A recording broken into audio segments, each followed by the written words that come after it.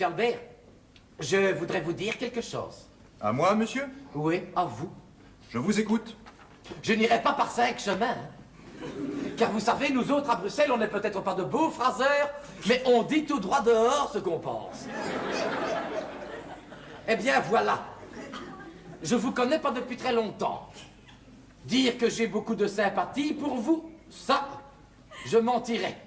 Non, je sais que vous ne m'avez jamais rien fait, mais enfin, c'est des choses qu'on ne sait pas expliquer. Demandez à un chat pourquoi il n'aime pas un chien, et à un chien pourquoi il n'aime pas un chat. Il ne saurait pas vous répondre, non? N'empêche qu'un chat peut estimer un chien, et un chien peut estimer un chat. Cela me paraît puissamment raisonné, oui. Oui. Jean-Bert, j'ai un service à vous demander. Allez-y. Oui, mais pour ça, il faut que je vous fasse le confident d'une affaire confidentielle et très grave.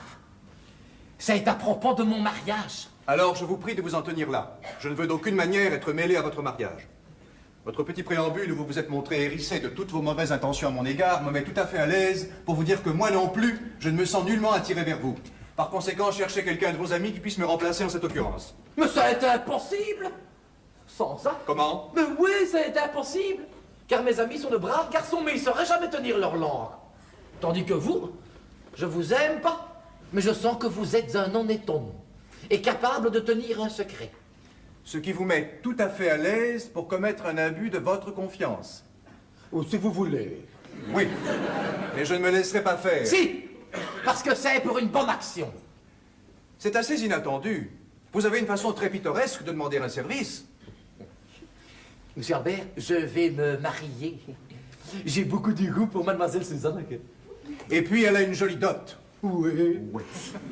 Mais avant que je la marie, je dois régulariser une situation. J'ai une bonne amie. Mais mon Dieu! Oui. Mais j'ai aussi un enfant avec ma bonne amie. Mon Dieu. Oui. Et comme je ne suis pas de ceux qui, quand ils glissent sur quelque chose, ne se retournent pas, je ne voudrais pas que ce petit, qui n'a rien fait pour ça, tombe dans la misère.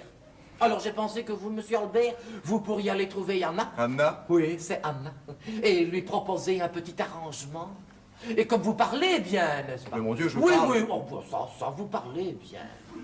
Vous pourriez la consoler. Et comme ça, il n'y aurait pas de scandale, je serais bien tranquille, et personne ne pourrait dire que Séraphin Meulemeister, il n'a pas fait tout son devoir. C'est tout. Oui, c'est tout.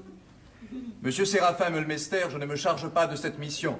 Comment? Non. Oh, pas à cause de vous, pas à cause de mademoiselle Anna. Non pas que je me permette d'apprécier votre conduite, de vous blâmer ou de vous approuver. Mais parce que mademoiselle Suzanne est la seule personne ici pour laquelle j'ai quelques sympathies. Elle est la seule qui m'ait accueilli aimablement, sans ironie, et sans ce mépris que vous-même vous affectez même lorsque vous me demandez un service. Je crains donc qu'un mariage entre elle et vous, consommé sous d'aussi heureux auspices, ne soit pas un bonheur qu'elle mérite. Je ne désire donc en rien, aussi faiblement que ce soit, le faciliter pour ma part. Oui, mais vous n'allez pas lui dire, n'est-ce pas? Rassurez-vous, monsieur, je suis de cette sorte de chat qu'un chien comme vous peut ne pas aimer, mais qu'il doit estimer. Je ne ferai rien pour vous, mais je ne me servirai contre vous d'aucune arme déloyale. J'ai été dans cette affaire, malgré moi, votre confident, mais je ne respecterai pas moins votre secret. Vous dites ça? Je le dis et je le ferai!